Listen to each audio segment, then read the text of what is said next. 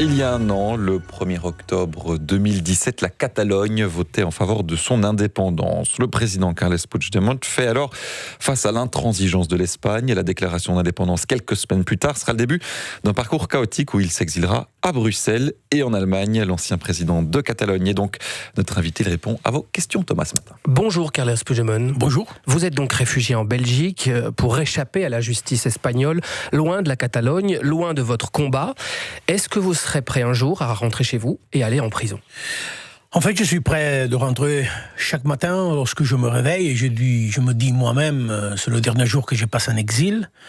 Mais c'est bien évident que les conditions de mon retour ne sont pas encore, parce que il y a une lourde répression contre nous qui nous empêche de nous exprimer vraiment et en fait qui nous presque condamne déjà avant un jugement à un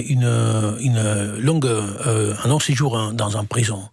Mais finalement, si la décision d'une justice européenne, soit allemande, soit belge, soit écossaise, nous dit que nous devons être renvoyés là, bien sûr, je veux l'accepter, comme toujours. Votre place, elle est en Catalogne, pas à Bruxelles ? Oui, mon pays, c'est la Catalogne. Je fais de la politique pour la Catalogne. Ma famille, c'est là, mes paysages, tout. C'est comme m'appartient, c'est là et j'ai envie d'y retourner, bien sûr. Et pourtant, vous êtes à Bruxelles. Vous avez bénéficié depuis le début du soutien des nationalistes flamands de la NVA. Vous avez d'ailleurs parlé d'un partenaire d'entrée de jeu au début. Est-ce que vous êtes encore soutenu justement par ce parti, la NVA, notamment financièrement ? Mais non, financièrement, pas du tout. Ce qu'on dit, ce qu'on peut dire, c'est qu'il y a même avant l'événement d'il y a une année, des amis, des amitiés, des collaborateurs politiques ailleurs, l'Europe. C'est clairement pour ça aussi que vous êtes à Bruxelles ? C'est à cause de ce soutien-là, vous saviez soutenu ? Non, depuis le premier jour, je dis que je ne suis pas venu à la Belgique, je suis venu à la capitale de l'Europe. Parce que, loin de cacher, au contraire, on devait continuer un combat. Et peut-être l'endroit le plus indiqué, c'est justement la capitale de l'Europe. Il a été question il y a quelques semaines que vous figuriez sur la liste européenne justement de la NVA aux prochaines élections de mai 2019. Vous confirmez cette information ? Je ne peux pas confirmer, pas du tout, parce que je n'ai pas reçu aucune proposition, je n'ai pas parlé à personne de ça. Et ça serait possible ? Techniquement, c'est parfaitement possible, mais il faut avoir une question préalable que moi-même j'aurais l'intention d'y aller. C'est pas mon but parce que je fais de la politique par la Catalogne. Parce que du coup, vous bénéficierez d'une immunité parlementaire européenne. Pas nécessairement. C'est la seule façon d'avoir cette immunité, c'est pas nécessairement de se présenter par la Belgique. Alors vous publiez un livre justement ici en Belgique, La crise catalane, une opportunité pour l'Europe. En gros, vous en appelez aux leaders européens et notamment au président du Conseil européen, Donald Tusk, pour sortir de l'ornière comme médiateur dans cette crise catalane. Qu'est-ce que Donald Tusk va faire là-dedans ? Bon, en fait, c'est une interpellation à l'Union européenne en général, et on cible Donald Tusk pas parce que doit être lui qui doit faire ça, mais c'est vrai que il a été le seul que, lorsqu'il a dû s'exprimer sur la crise catalane, il a fait avec une langue, un vocabulaire respectueux. Et donc, pour commencer à avoir une solution, une médiation, il faut d'abord le respect. L'Europe s'est tue parce qu'elle soutenait l'Espagne, clairement. Donc vous dites le contraire, qui ne dit mot consent, et du coup vous avez l'impression que comme l'Europe s'est tue, elle soutient votre cause ? Non, je dis jamais, parce que c'est évident, l'Union européenne, les institutions européennes ne soutiennent pas la cause catalane. Ce que je dis et ce que je critique, ma déception, c'est que, pas concernant au sujet de l'indépendance, mais concernant aux droits fondamentaux, elle se taise.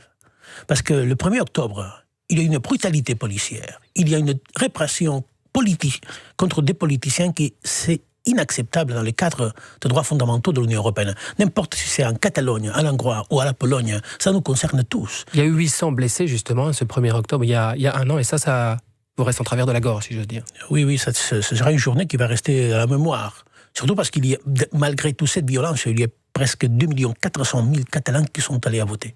Et on a envie de dire tout ça pour ça, un an plus tard, on en est toujours à cette crise, toujours dans l'impasse. Il ne vous reste plus que la carte de Donald Tusk pour sortir de la crise. Mais non, la carte du dialogue. et la carte de l'Europe aussi, parce que c'est un sujet européen maintenant. Et je crois que tout le monde se rend compte maintenant que c'est pas un sujet domestique, c'est pas un sujet intérieur de l'Espagne, mais qui concerne tous, parce qu'il s'agit de droits fondamentaux. Parce que du coup, vous dites, nous croyons que l'indépendance est la seule solution. Vous continuez ce combat qui nous reste, la seule solution qui nous reste. Mais peut-être qu'il existe quand même une autre formule pour sortir de la crise. Ça veut dire qu'on a laissé l'intransigeance de côté, du coup, Carles Puigdemont. Depuis le premier jour, même face le plus intransigeant de Premier ministre de ces dernières années, M. Mariano Rajoy, j'ai soutenu la possibilité que puisse exister à notre parcours par la Catalogne. Parce qu'en fait, dans la tradition politique catalane, la majorité des propos n'était pas l'indépendance. Mais on a finalement, après un long parcours de 40 ans, demandé l'indépendance parce que tous les autres chemins ont échoué. Et bien évidemment, s'il y a un propos espagnol, si un projet espagnol par la Catalogne qui n'existe pas encore, moi, mon engagement, c'est d'en parler. Mais je dis ça depuis le premier jour que je suis devenu président. Et vous évoquez l'intransigeance de Mariano Rajoy, depuis nouveau chef de gouvernement, Sanchez, qui a ouvertement tendu une main aux Catalans en disant qu'il y avait possibilité de discuter sur un statut comportant plus d'autonomie, mais en écartant l'indépendance. Est-ce que ça, c'est possible ? Vous parlez de dialogue. À un moment donné, il faudra trouver un compromis. C'est vrai, il faudra trouver un compromis sur la base de demandes réelles. Parce qu'il ne faut pas oublier qu'on a parcouru déjà ce chemin. On a fait un statut nouveau. On a prouvé avec une large majorité au Parlement catalan, après au Parlement espagnol, et après un référendum. On a prouvé déjà ce nouveau statut. Alors, il s'agit de quoi exactement ? Parce qu'au-delà d'une annonce qu'on peut partager, d'ailleurs on doit en parler, bien sûr qu'on doit en parler, il n'y a rien de concret. Vous savez, nous, on vit dans un pays, en Belgique, où ce combat existe depuis des dizaines d'années et où on va de compromis en compromis. Est-ce que l'intransigeance en politique, forcer la main, justement, à une région catalane et imposer une indépendance, est-ce que c'est véritablement ça, la solution politique ? Ce qui a été imposé en Catalogne, c'est un statut d'autonomie qu'on n'a pas voté. C'est ça le début du problème. Mais votre peuple catalan est divisé. Dans les rues de Barcelone, la nuit, il y a des unionistes, justement, qui vont couper les petits rubans jaunes de votre cause. C'est preuve quand même qu'il y a aussi d'autres Catalans, peut-être moins médiatiques et moins audibles, qui ne soutiennent pas votre cause. Le peuple est divisé. C'est évident qu'il n'y a pas l'unanimité. J'espère pas avoir l'unanimité dans une société démocratique. Il s'agit de ça, la démocratie. Donc il y a une controverse, une confrontation d'idées, de se mettre d'accord comment on doit le résoudre. Et bien évidemment, la violence, ces commandos masqués contre les rubans jaunes, c'est pas la voie non violente de régler les choses. On doit en parler. C'est un débat qui existe.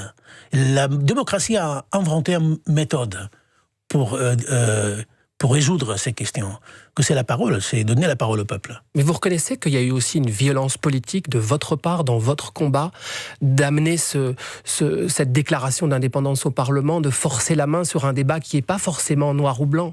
Il n'y a pas de violence lorsqu'on agit sur le cadre d'une décision du Parlement qui est née d'une volonté claire des électeurs. Donc, on a agi face au Parlement, on a agi en public, on a utilisé uniquement des instruments démocratiques et non violents, on a toujours plaidé par la non-violence, et donc il ne peut y avoir aucune source de violence dans cette attitude. Je veux rappeler, j'insiste qu'en fait l'unilatéralité s'est imposée en 2010, quand la loi qu'on a approuvée avec une large majorité a été suspendue, a été annulée, a été réinterprétée après un référendum. La Cour constitutionnelle, 10 personnes nommées pendant le temps de José María Aznar, et ils ont agi absolument contre une volonté majoritaire qui rassemblait des pro-indépendantistes et des partisans de l'union avec l'Espagne. Vous voulez européaniser justement votre combat, ce droit à l'autodétermination. Or, vous savez pertinemment qu'en Europe, c'est ouvrir une boîte de Pandore. Il y a quantité de régions qui plaident ce droit depuis des années, notamment par exemple en Belgique. Donc à un moment donné, comment européaniser ce combat-là, alors qu'on sait très bien que ça va réveiller les vieux démons européens ? Parce que l'Europe, c'est pas uniquement les institutions européennes, ce sont les citoyens. Et les citoyens, il y a une grande diversité. Il y a beaucoup de peuples en Europe qui plaident par un article que, au-delà de ça, c'est l'un des droits fondamentaux dans la Charte des Nations Unies. Donc on parle de droits de l'homme. Clairement, donc, bien évidemment, il y a peut-être des États qui ne veulent pas même entendre de ces droits. Mais il faut se souvenir de cet endroit inscrit dans le cadre du droit de l'homme. Et vous parlez de diversité au sein même justement des indépendantistes. Il y a plusieurs mouvances, il y a plusieurs partis en Catalogne, 3 en l'occurrence. Et du coup, vous voulez continuer votre combat politique là-bas aussi, en créant une plateforme en vue des prochaines élections, un nouveau parti. C'est pour réunir justement des fractions qui ne le sont pas du tout pour le moment, en fait. Parce qu'il y a aussi des divisions au sein même du camp indépendantiste. Il y a des différences, bien évidemment. C'est un mouvement qui rassemble depuis de libéraux jusqu'à l'extrême gauche. Et donc, il y a des différentes pensées sur comment doit être le modèle social, les politiques qu'on doit mener. Mais au-delà de là, il y a une grande unité autour de grands objectifs, que c'est de donner la parole aux citoyens de la Catalogne pour décider l'avenir. Donc, il y a une demande au sein de la société catalane de la maximale union politique. Donc, ce mouvement essaye de rassembler de différentes sensibilités politiques pour créer une plateforme qui puisse représenter de façon hégémonique cette pensée. Qu'est-ce que vous dites aux Catalans depuis Bruxelles ? Ça fait 1 an que votre parcours est chaotique d'une capitale européenne à l'autre, en exil, avec du coup des poursuites judiciaires. Vous croyez vraiment encore à l'indépendance de votre région ?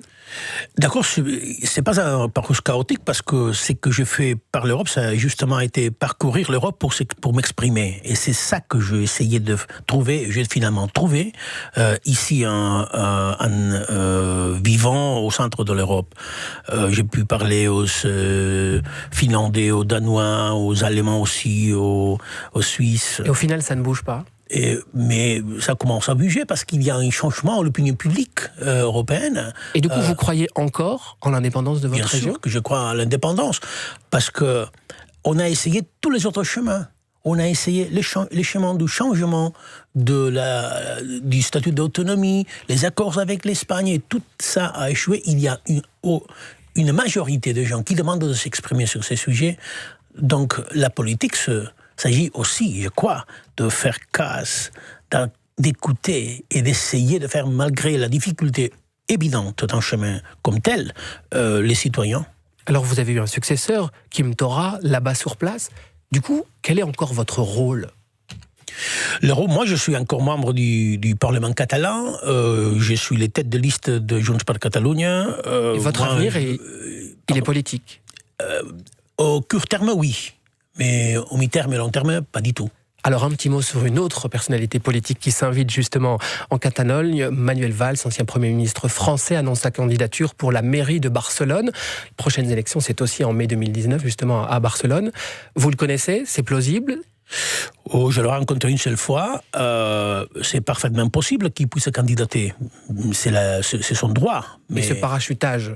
Mais quand même, c'est quand même étrange qu'une personne qui ne connaît pas du tout la réalité de Barcelone, qui ne connaît pas tous les besoins de Barcelonais, c'est quand même étrange qu'il ose gérer le défi qu'a cette ville, l'une des plus importantes qu'il y a en Europe, pour les prochaines années comme maire. Il a le droit de le faire, mais quand même, il faut écouter aussi leurs concitoyens français sur leur opinion sur la politique de Manuel Valls.